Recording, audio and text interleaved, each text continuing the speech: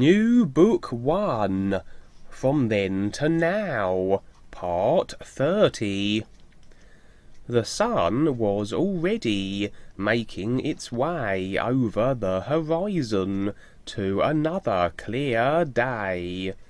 It took me a moment, but then I was wondering if I had been dreaming, or did I just agree to marry Sonia? Mary suddenly came out of the house at a rather fast pace. She saw me as I was getting up from the ground and started laughing and said, "You are going to marry my Sonia, Goldie. She has already told me." Well, it wasn't a dream after all, I thought. "You are absolutely correct, Mary. I'm surprised she told you so fast," I said as I was getting up. Then Paul came out of the house and shook my hand and said, "Congratulations, Goldie. I will be proud to be your father." I was not altogether awake yet, so I just agreed with what was taking place and let it be. I didn't want to think about how fast this was all taking place. I already knew it didn't matter what I did this lifetime, as long as I fulfilled my goal of presenting my life's experience to the world. As I was standing there and wondering what to do next, I suddenly noticed some movement in the distance. The sun was in my eyes, so I couldn't see real well, but it looked like there were two people on horses coming towards us. I watched as they got closer. Then I soon realized that it was my parents. "Look, Mary and Paul, it's my parents. They're here," I said as I started to walk toward them. I finally caught up to them as they were riding in. "Hello, son," said Dad as he shook my hand. "We're here for the wedding," said Mum. "You two already know," I said. "Goldie, we know everything. We're your parents," she said, and having a good laugh with it. When we got to the house, I went inside, while everyone outside greeted each other. I wanted to see Sonia and how she was.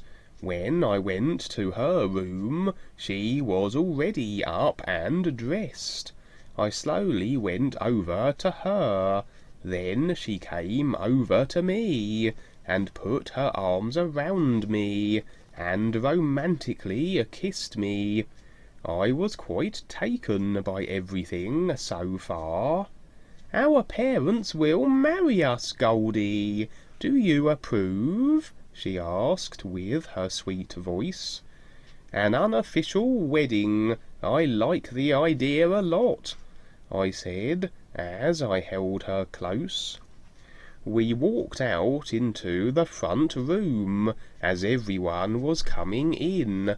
Rosa came in and wondered what was going on. "Goldie and Sonia are getting married," said Mary.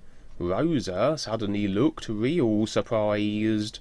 "But they hardly know each other, Mama," she said, rather shocked. She stood there for a moment, and then went back into her bedroom as though she was disappointed. "She will be fine. I will go and talk to her," said Mary, as she went into her bedroom and closed the door. "Are you okay, Rosa?" she asked, holding Rosa as they were sitting on the bed. "I don't understand, Mamma. They only met once, and now they are getting married," she said, as tears were coming from her eyes.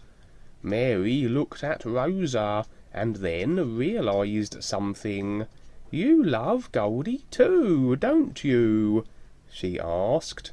"Why would you say that? I hardly know him," said Rosa.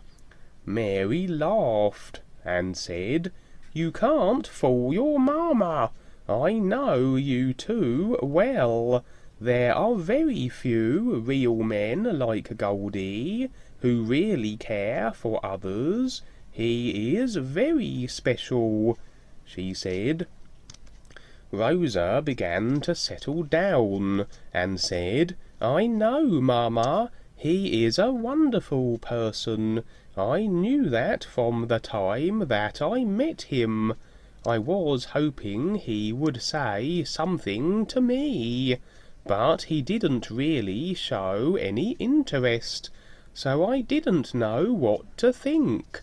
But now he is marrying Sonia, and I am really happy for her, but I still don't understand how all this is possible," she said, as she was calming down. "The Lord works in mysterious ways," said Mary, with a smile on her face. "Oh, you can't fool me, Mother. You haven't gone to church for years. Besides, I know that you and Dad don't accept the funny church god as someone real anyhow," said Rosa, as she began to laugh. "I know, Rosa, but there are other things taking place that you are not aware of as yet. Goldie and Sonia have known each other in a different way, other than what you can understand. In time you will see what is taking place, but for now this is what it is," she said. Then they both laughed together, as Rosa wiped the tears from her face, and got up and went into the front room. Rosa went over to her sister and gave her a big hug, and then gave me one too.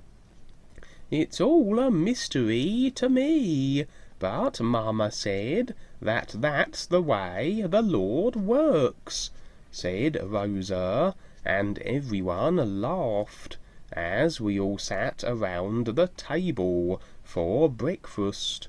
As we sat and ate, Mum asked when and where we would like to get married.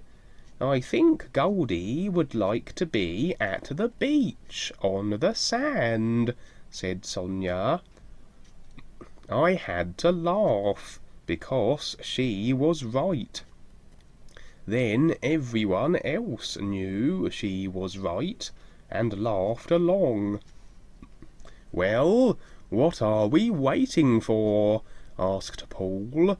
"Let's get the ceremony over with, so that I can declare it to be a holiday for myself and Mary," he said, which made us all laugh again.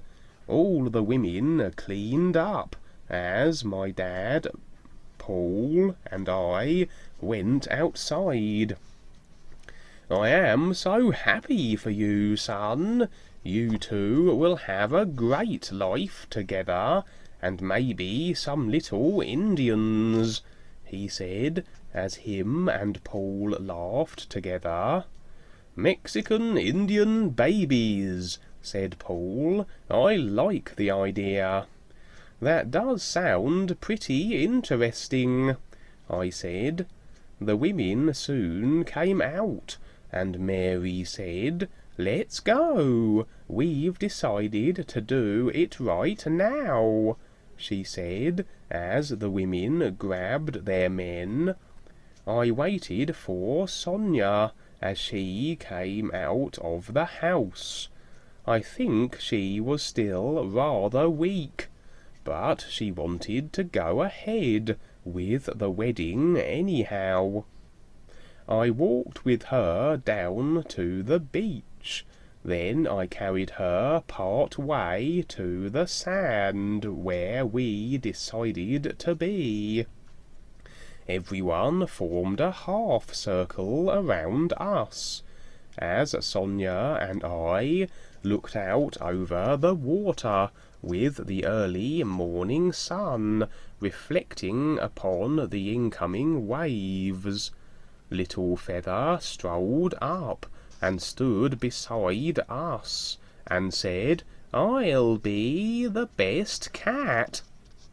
I held Sonia and she held me, as our parents looked at us with their smiling faces. "I will do the honours," said Mary.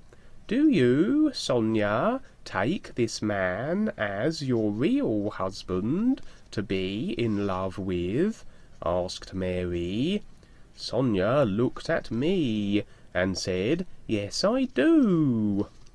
Everyone was smiling so much that I had to laugh a bit. "Goldie, are you ready to have Miss Sonia as your devoted and loving wife, to love and honour her with all your heart?" Mary said, with a big grin on her face. "I really do," I said. "Then so be it.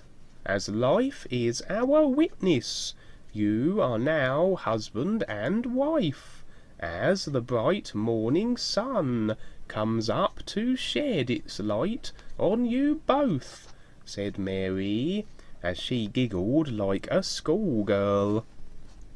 Everyone clapped and laughed, and then we all hugged each other. All of a sudden I was really happy, actually so much happier than I had ever been. I felt my heart soar like never before. I began to wonder to myself if I had been dead all these years, because I was truly feeling so much more alive right now. After our little ceremony, all of us went back to the house. I could tell that Sonia was not feeling well, and so I took her to her room.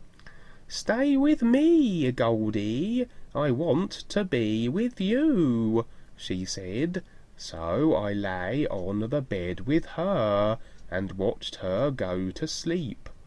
Then I went in the other room where everyone was at. She went to sleep. Hopefully in a couple of more days she will be fine, I said. "I will make sure of it," said Mary. I sat and talked with my parents for a while. "Goldie, your dad and I have seen you on the inner teaching the children.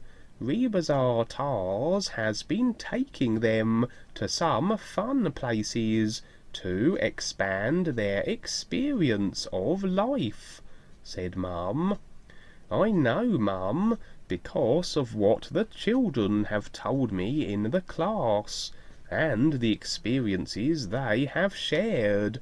It is quite obvious the real guides are participating in their dream visions. There is one very special little girl in the class. Her name is Susan. She has had the most wonderful experiences," I said. "We know about her.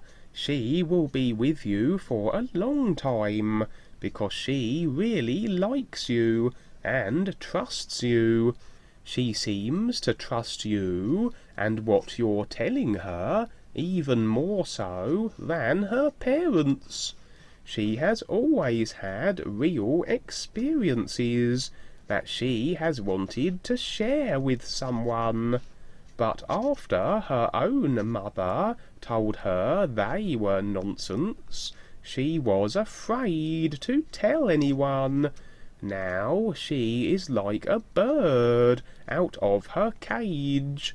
She feels so confident and free from having to be confined by what others think. You have brought a real magic into her life, Goldie, because you decided to move forward and share your life with others, said Mum. Well, I didn't know if I was responsible for all that. I really do like hearing all the children's experiences. They make me feel young and alive, because they are realizing something so much better about themselves than they knew before, I said. Then I was getting tired after being with everyone all day. I am going to go lay on the floor next to Sonia, so I will see all of you tomorrow, I said, as I went into the bedroom. She was sleeping so soundly. I moved very quietly and lay on the floor next to her and was soon asleep. I woke up at the island tree house. I was standing outside on the deck in front of the doorway and looking out over the ocean and taking in the smell of the clean, fresh air. I could clearly hear the waves breaking from here. Then I heard Sonia say, "Come in here, Goldie." I didn't realise it right away that she was already here, so I went in immediately. I lay next to her on the bed and hugged her. "Here I am fine, and my earth body will soon be fine also, so we can get on with our life," she said. I laughed as I listened to her talk. She has the sweetest voice. I never really paid too much attention to the voices of women until I met Shiss. Now I listen to everyone so much better. It's all the wonderful harmony of life that I am hearing. "We will soon teach together, and I will help you finish your first book," she said. "Do you think that I will write more books? It seems to me this one will take the rest of my life to finish," I said. She laughed with me, and then said, "You're being silly. You have so much to offer, and you will have plenty to write about. I will make sure of it," she said. As I lay there, I tried to imagine myself writing more books. I did like the idea, because I had to do something while I was on Earth. We laid and talked about the school and when she would come back. She said we could both teach, because we were now man and wife. "Let's go down to the beach and walk in the water," she said. We went outside onto the deck, then flew down to the water's edge. "I haven't really looked around this island yet. This place is beautiful," I said. "Your mother told me about her experience with you being in the future. This island is very special. Look out at the waves. They are calling us to go swimming, she said, as she grabbed my hand and started laughing. We walked out into the shallow waters, and then dove into the water and swam out to the waves. Goldie, let's catch a wave and ride it, she said, as she swam into the first one. I watched her move along with the wave, and as she was in it, a pair of dolphins jumped up from the depths and flew out of the water. Then she swam back to me. That was really fun. Now it's your turn, she said, as I swam into an incoming wave. As I was riding the wave, the same two dolphins were riding right in front of me. As the wave finished, the dolphins stopped and stuck their heads out of the water and began talking to me. Hold on to my fin, Goldie, and I will take you back to Sonia, said the dolphin. This was my first experience talking to sea creatures. I found it very humorous, as the dolphin took me back out to Sonia. Goldie, we have some new friends, she said, as she laughed. We swam around for a while, and then went back to the shore. We waved to the dolphins as we walked on the beach, and then sat on the sand. This place is so wonderfully sublime for us, Sonia, I said, as I hugged and kissed her. Look at the waves, Goldie. Some day you will be riding them just like the dolphins, she said. As I was holding Sonia, I came back into my body. Our island experience seemed to last a long time. Sonia was waking up at the same time as me.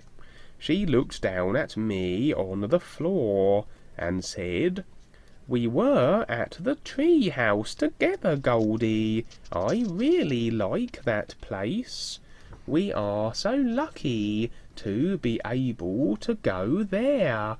We went swimming with the dolphins," she said. "I know. It's a simple life that I like, and there's no one around but you," I said as I got up. "How are you feeling today?" I asked. "I am much better. I think I might go back with you and Rosa the day after tomorrow," she said. "That would be great.